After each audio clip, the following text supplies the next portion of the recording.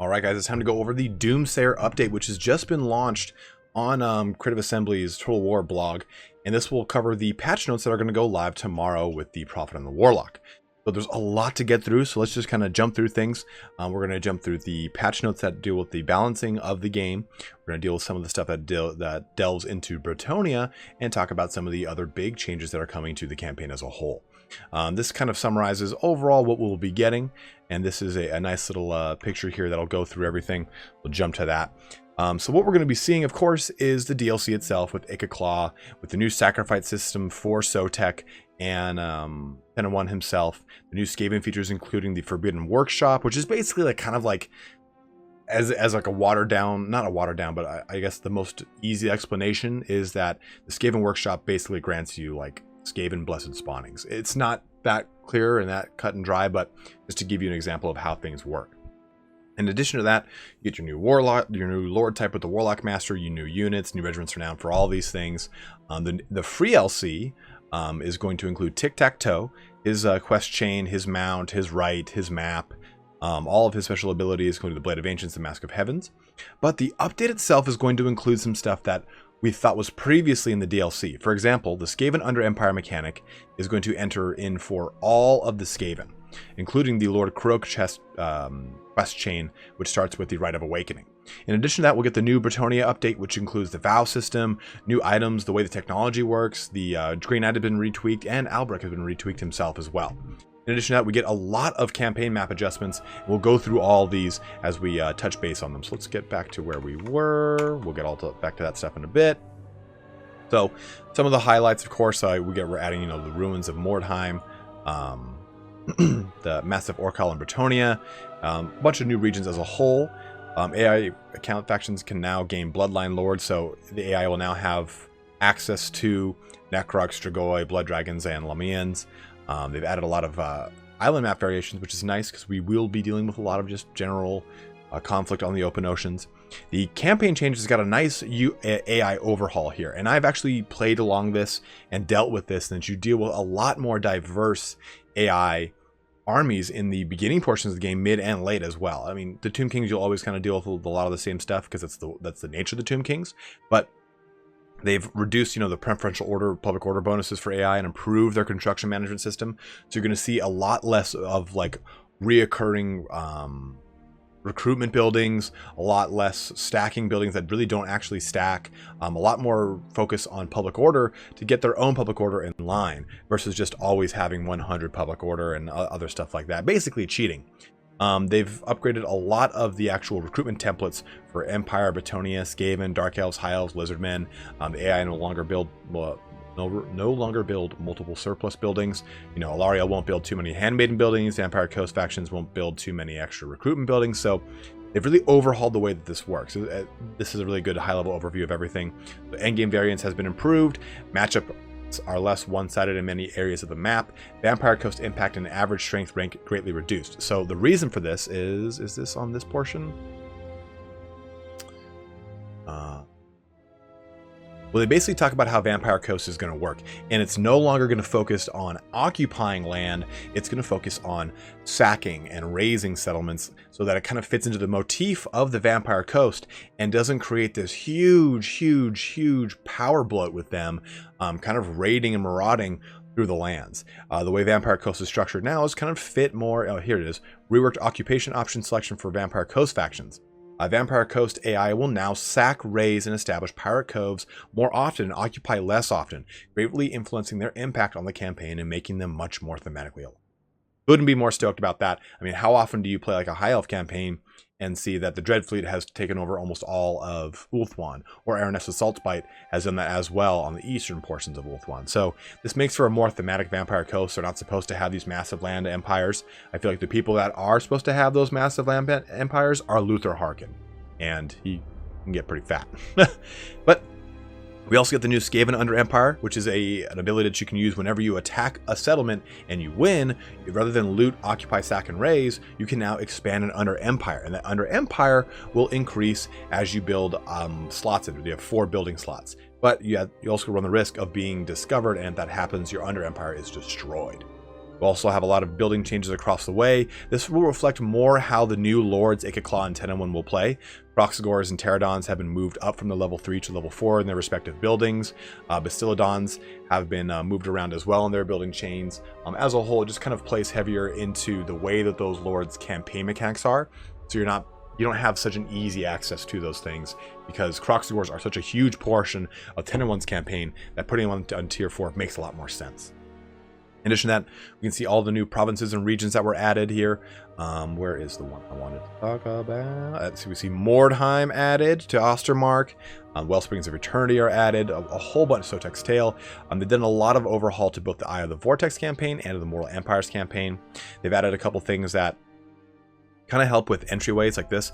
Added a mountain pass to the western mountain range of Spine of Sotek, connecting Spine of Sotek and Huhuan Desert, which is good because otherwise you're just locked in Huhuan Desert forever. So that's a nice little kind of caveat there. A little bit of changes to the mount, or to the character skills. So Azog's Skullmuncher mount is a change. Separated Krokgar's Cold One and Horn One mounts to separate skills.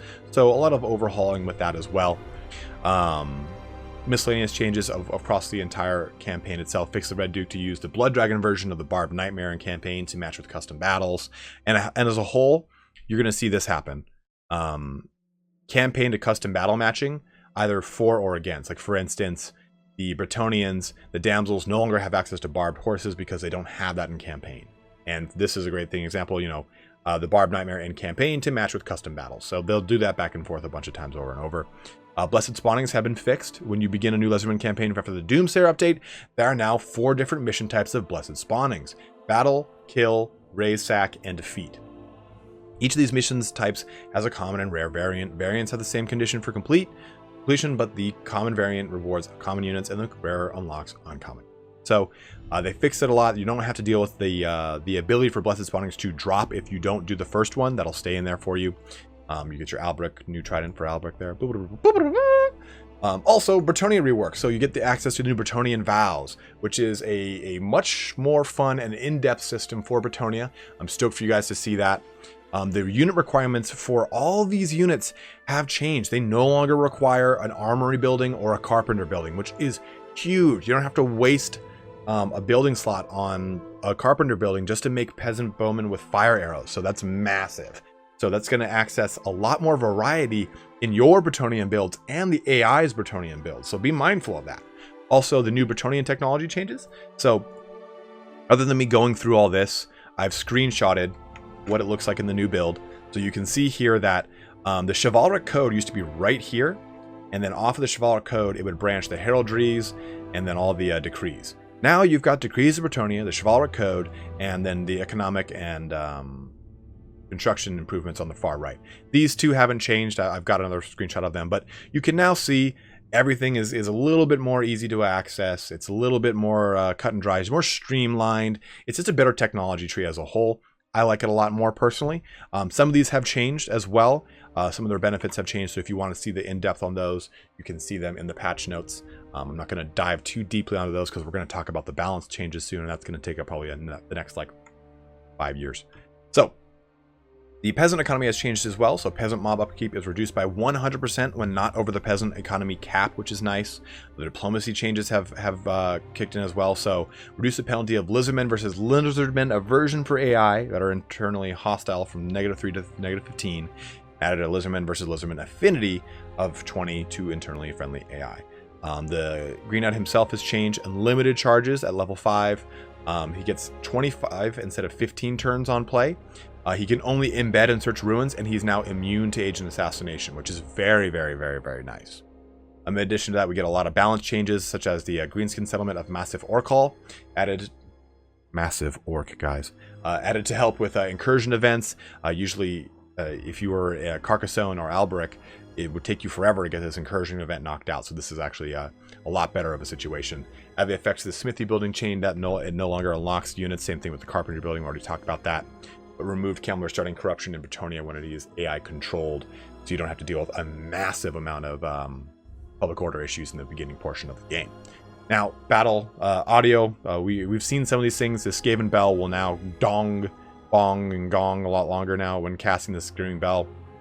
Now it makes bigger bongs, oh, bigger bongs, bro, to please the Horned Rat. Add a new Warp Lightning firing, projectile sweeteners, and for Bonebreaker's melee attacks. Honestly, the Warp Lightning, the new one, is like terrifying. Like it like cracks down, then like cracks again. It makes you think like 5 casts went off. It's pretty intimidating. Council Guard can't speak, which is cool. Removed the Sigvald's Mirror Guard. They no longer say for the Chaos Gods, they'll say for Slaanesh. So some stuff there, stuff for the campaign as well. We do have a bunch of spell and unit balancing. Rebalance all Vortex, Breath, and Wind and Explosion abilities as bug that was making them use a reduced radius for effect rather than their intended one. So that's been changed as well. Summoning changes is drastic. So we talked about this during the Everchosen between Turn and I. So the way this works now is you get a first phase of light damage, which chunks out like 10% health. Then a second phase of lethal damage. In addition to that, a lot of these have got their power costs either reduced or increased. And summon units are no longer unbreakable. So if you summon a unit, it's the end of the game. You're not going to wait for that game to finish because of summon units there. They will break as normal. Undead units will now crumble. So a pretty huge benefit. Makes Transformation of Cat on a little bit more balanced. You're not going to be dealing with because now you have to deal with your Manticore breaking rather than just simply rampaging. But you can see here all the this is the amount of seconds they've got. At 82 seconds, they will take that second phase of lethal damage and they will die for the Tomb Blade of Arcan, or 91 seconds for the Spirit Essence of Chaos. So this is just to give you guys an idea of how this is going to work. The Drowned Dead has got 121 seconds. So you'll have your first initial blast that'll happen in the first maybe 20-30 seconds. Then at any one of these second caps, you'll reach that second lethal stage in which they will unbind and destroy. Now for the unit balancing, I'm going to go all the way to the bottom here because we're not going to look at this page. I'm going to look at this page, which as always, guys, we'll have a link here for you. So if you want to look at this after the fact, it'll always be here. The Tomb Kings as a whole got a very nice buff to almost everything. They did get a slight increase to their carrying cost, but a reduction in cost to their warriors, which is very nice. I think they're at 525 before. This should put them at... Ooh, actually, I think they're at 575 on my build. I believe now they're on 525. But Hero Titans, Skeleton Archers, Skeleton Chariots as a whole have gotten a nice increase to their charge bonus and their multiplayer cost reduction. Gotep as well has gotten a nice reduction as well. Debacle Stalkers, Casket of Soul, Bone Giants. The nice thing here is this Casket of Soul increased their explosion damage and their AP damage, especially on those Bone Giants, so that'll be pretty cool. Vampire Counts got a buff across the board. Vargheists and Vargulfs get a nice pretty big one. Charge bonus and melee damage for the Vargheists. And AP damage pretty substantial, and base damage for Vargulfs. Zombies dropped in cost by 50. Karen Race and their the Devils of Schwarzhofen are of course the Regiment Renowned Vargheists, so they get the exact same bonus. And Karen Race get a little bump to their melee attack. Remember, guys, when you see all these, this is a per entity increase, not a per unit increase. So if you see 2 melee attack, Karen Race will be a little bit stronger than they normally would. I'm sorry, that's not 100% true. It's just not as cut and dry as it looks on these things. Those little numbers are pretty huge in the long run. So, Vampire Coast, a massive nerf, massive debuff. Mournguls and Count Noctilus gotten hit pretty hard. The Mourngull Haunter, of course, Night Terrors. The zombie gunnery mobs have also gotten hit pretty hard. The hand cannons got a swap. They increased their base damage but lost in AP.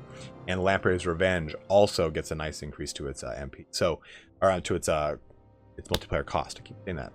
P. But Vampire Coast definitely needed a bit of a gut check there, so I'm glad to see that, especially with Count Noctis on foot, minus 500 health. Good to see those things kind of making their way downtown. Now, the Dark Elves got a mix of both nerfs and buffs. All the Cold One Knights and all their variations got nerfs, mainly to their melee attack and their melee defense, including, of course, the Knights of the Ebenclaw. Prawn Hellebron got a nice little buff to her melee defense on all of her variations, Foot, Darksteed, and Manicore. Then you got a buff to Charybdis, Chill of Sontar, and the Hydra, so all flavors of the Hydra. And the Knight Assassin, all assassins are going to be getting this. Vanguard deployment, increasing their speed, and projectiles now apply poison to contact effect. We saw that being used to great effect in the Everchosen when 2 assassins were taken because of their 800 range weapon damage and the poison effect of it as well. In addition, Lizardmen do get some changes here. A lot of buffs for stuff like the Skink Chiefs, now a stronger drop rock projectile. Krokgar got a little bit of a buff here with his bonus versus large, his charge defense versus large when he's on foot, and his bonus versus large on foot as well, and a nice buff to his health. Cold ones, though, again, got the mass debuff, -2 melee attack and -1 melee defense of any cold one in the entire game. High Elves got some fun stuff here, too. Lord Master of Hoeth got both a MP cost reduction and a charge bonus nerf. So I think this is just... delete it. Looks like they accidentally put that on there twice. So charge bonus reduction, but a cost reduction. So I'll take it. I'll easily take it. Noble on a Chariot did get its debuff a little bit as well. The Moondragon and the Princess and the Moondragon got an increase to their armor at 10 and 10. Lord Masters got a slight increase to their leadership, and Frostheart Phoenixes got a bit of a debuff on their charge bonus, but overall an increase to their AP melee damage and their base damage. This is the Frostheart one, so it's going to be even more deadly with AP. Lithanar himself got a nice buff to his projectile accuracy as damage and his baseline damage. Wow. Dragons also 10 armor. Skavens, okay, they got their typical Skaven assassin buff, you know, or I'm sorry, not the typical, but the new assassin buff. Now uses Assassin's Trophy instead of Queek's unique Trophy Heads ability, and a -50 to their cost as well. Women Plague Monks, they have the same entity health as Plague Monks. Warriors of Chaos and Norska got a lot of the same buffs and debuffs, mainly to Horse Masters and Horsemen. But Sigvald, Forsaken, and Demon Spew all got buffs to their melee attack and charge bonuses. Chaos Spawn got it to their and their Regiment Now version got it to their melee attacks as well. Sword of Chaos got a nice 100 reduction to their cost, which is good. All Giants got a 3 increase to their run speed across all factions. So Greenskins, Warriors of Chaos, and Norska will get that. But as we take a look at Norska, you can see the reduction in armor in cost for the Armored Skin Wolves and the Regiment Renown counterpart, but a slight increase to Feral Mammoths, I believe putting them at 1100 or 1200. I can't remember the total cost now, and a reduction to the War Mammoth War Shrine cost. Hopefully we'll see some more of those in play. Greenskins got a fix to their animation for their Wyvern, so it increases their attack interval by 1 second. But as a whole, Grimgor and Skarsnik, both lords stuck on foot, trying to mitigate that on foot bullshit by increasing their health here. They increased their mass last patch, so we'll see how this pans out. Doomdivers got a massive buff to their AP damage as swapping out their projectile damage, so they do now do a lot more AP. And the Venom Queen and Arachnok Spider both got a nice increase to their bonus versus. Wood Elves got a good debuff to the Way Watchers, increasing their base reload time by 1, which is really nice. Wardens of Scythrall got a debuff as well at +50 to their cost, and the Treekin got a debuff to their charge bonus, but a reduction to their melee defense, but an overall increase to their melee attack, which is quite nice. And then all Hagbane tips have increased their AP damage at a cost of their base projectile damage, and they now deal magic damage, which makes a lot of sense. Glade Guard have reduced their cost by 50, and same thing with Glade Riders, so that's kind of dicey. Beastmen, on the other hand, increased to all their melee attack on their Minotaurs and Chaos Spawn, giant thing as well. Wolfmother Grim got a nice little buffy poo here. Melee defense on his Foot Warhorse and Bard Warhorse counterparts. Then a 15 bonus versus infantry and -52 MP cost for his War Altar of Sigmar, that is his Pimp Chariot. The Hellblaster Volleygun now has increased accuracy, and the Steam Tank gets 2 more melee attack. The biggest thing, though, probably this whole entire patch when it comes to balance changes, is the Witch Hunter's Accusation is now a Hex. So it no longer does damage. You can't spam things down quickly with it. Instead, it reduces armor by 30 and melee defense by 26, as well as missile resistance by 22. It's almost like a beefed up Soul Blight. So you get a lot more, I guess, functionality out of it, but it's no longer the 1-2 punch of the direct damage that it used to be. As a whole, Dwarfs got a nice amount of buffs across the line. Melee attack, health on Ungrim, and melee defense on Ungrim. Gromadal got a nice reduction. Runelord got an increase because we've seen him so much in competitive play, and the big reason that we've seen him in competitive play is that he adds a lot of the master runes to the kit of your army, but also he's very, very cheap. Elgar also got that nice 400 health increase. Again, all these lords on foot have gotten that health increase of 400. Peak Gate Guard and Hammerers, the 1 melee defense. Your Gyrocopter Bomber, Brimstone Guns are getting their increase to AP projectile damage and base damage as a whole, and an increase to their accuracy. And Giant Slayers -50 to their cost, which is good because they were already 1250, I think they were, so now they're 1200 or 1200, now they're 1150. So it's good to see that. Eternia gets a nice little increase as well here. The Companions of Quenellus get a nice reduction in cost. Men-at-Arms with Polearms get a nice reduction in cost and an increase in their bonus versus large. Same thing with the Beast Slayers of Bastogne. Oh my god. Pegasus Knights both get charge bonus increases as well, both royal and non-royal. So that is all of the balance changes for everything. But I feel like I missed something, but I didn't. Let's go back to the patch notes here. We can see that there is a lot of changes to stuff like the Primal Instincts. So reduce the hit point percentage threshold at 20%, no longer 50%.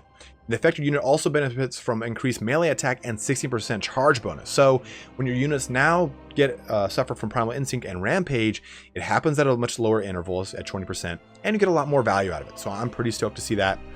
Gaze of Nagash gets a little bit of an increase there too. More explosion damage, reduction to its AP. Gaze of Mork has been significantly kind of nerfed here.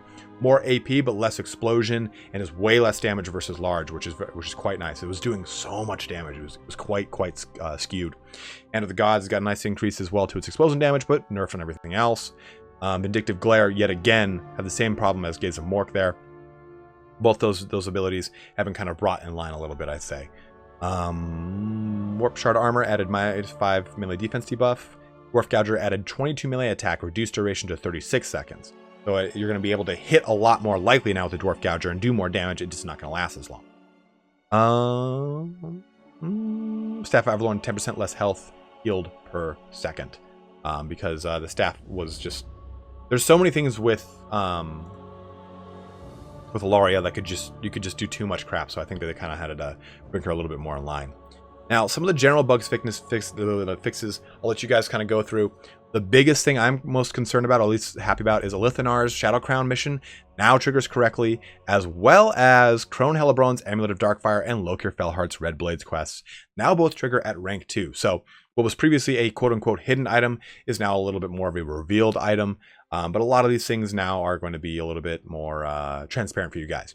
Lokir Felheart now benefits from the text Master of Murder and Hardship and Cruelty. Those are things that benefit the Blackheart Corsairs as a whole, so those will be happening. The treasure maps and pieces of 8 panels now close when you... Oh, I'm sorry, I thought that was going to be... let's say that it fixed them. This recruitment rank now displays correctly when utilizing lots of plus recruitment rank effects. But for the most part, guys, this is the meat and potatoes of what is coming up with the Doomsayer update. A lot of these general bug fixes you guys can delve deeper into. I wanted to mainly share a lot of these balance packages, or I'm sorry, these unit balance fixes, and we will go. I'll post a link to what I just went over, so you guys can kind of pour through them as you need to.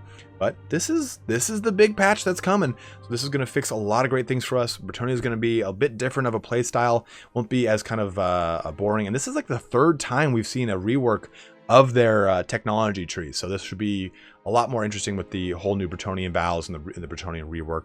Hoping to see some fun stuff maybe with Empire next or Greenskins. We'll see how that pans out. Before we close out the video, I will talk about the one big thing that everyone kind of keeps bringing up is that Gray said that there's no more campaign packs for Total War Warhammer 2. And I'll be honest, guys, stoked on it. Couldn't be happier. Like, okay, what else are we going to do for a campaign pack? Araby? Okay, that's kind of a long shot. We've already talked about how Games Workshop doesn't really see that as a good thing for them anymore. It's not a good publicity stunt for them. It was kind of a dark time in their history. The Southern Realms would be the closest thing I would want to a campaign pack.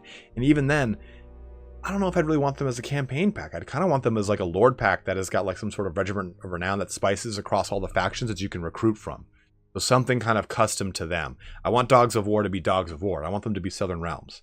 I think that what we're going to be starting to see is the attention diverting away from campaign packs, more towards Lord packs, which is an obvious assessment, and more towards Warhammer 3, when we're going to get, of course, a whole bevy of new factions, a whole new portion of the campaign map, and it's going to be pretty crazy. There are still so many things that we can see with Lord packs. Eltharion, Grom the Paunch, there are units that are missing, White Lion Chariots, there are Tarox the Brass Bull, the Gorgon. There are so many units still left on the table, guys. So I'm stoked that we're not going to get any more campaign packs. As much as I love them, I love delving through a whole brand new faction, but I also love seeing the current lists fleshed out more and more and coming up to their tabletop counterparts. So guys, thanks so much for watching here today. Hopefully you have a good takeaway of what's going on in the next patch here to come. But if you have any questions, anything like that, feel free to comment below. I'll answer them if I can. But have a good one, guys, and take care.